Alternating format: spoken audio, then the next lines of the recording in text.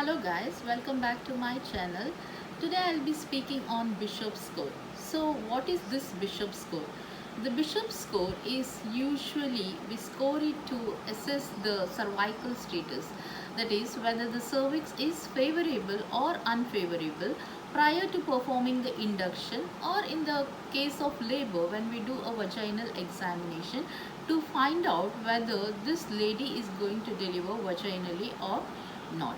So when we are thinking about the bishop score, why this name came as bishop, it's nothing but it was created by a person called as Edward Bishop.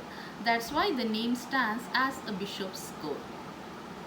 Bishop score consists of 5 components. So what are those 5 components? The first component is we are going to see the cervical dilatation. So the first component is cervical dilatation. The second one is the effacement of the cervix, or we can also call it as a length of the cervix. And the third one, we are going to see the consistency of the cervix. The fourth one, we are going to see the position of the cervix. And the fifth one, we are going to see the station of the fetal head. So these 5 components together is calculated under the Bishop score. So when we are speaking, that is like the cervical consistency, the position of the cervix, the dilatation of the cervix, and the effacement of the cervix, or the length of the cervix. These all are considered under the cervix.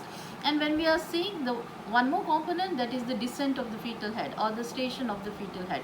So all these together forms a Bishop score, and there are categorized as two, that is the favorable and the unfavorable. When we are saying what is favorable and what is unfavorable, if the total score comes as 0 to 6, then we consider it as an unfavorable score, and above 6, that is from 6 to 13, we call it as favorable score, and the total score is 13. So we'll see the chart of how the Bishop score looks like.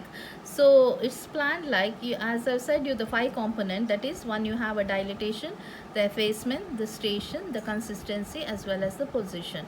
And the scoring is 0, 1, 2 and 3. So how you are going to score?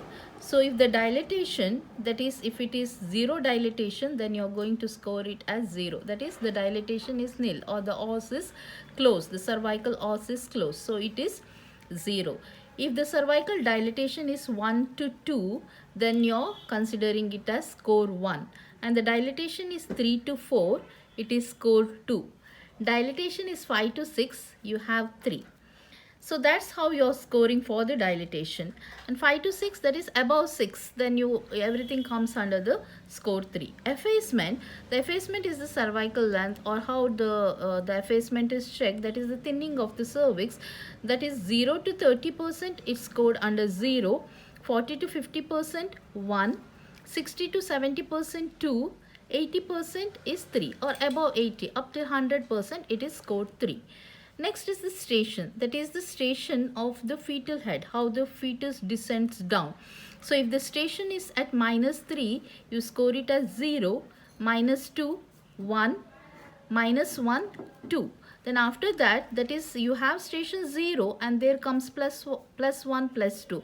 So 0 station is the area of where at the level of the ischial spine. From there onwards, you consider it as score 3, that is plus 1, plus 2 or plus 3.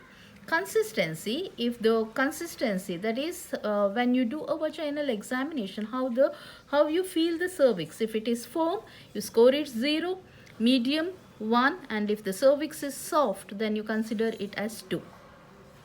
Next is the position. So you are going to check the position of the cervix also when you do a PV. Usually it will be in the posterior. So if it is posterior, you score it as 0. If it is middle, you score it as 1. And if it is anterior, you score it as 2. So the overall score where you get is 13, because you have here 3 plus 3 6 plus 3 9 and 10 11 12 13. So total score is 13 score. And as I've said you, the favorable and the unfavorable score, 0 to 6 is considered as unfavorable, 6 to 13 is considered as favorable. The higher the score, the more favorable the cervix with the clinical trial. So this is how you calculate the Bishop score. So today we have seen about the bishop score. I hope you have understood it, and I hope you also make use of it in the clinical area. Thank you. See you in the next video.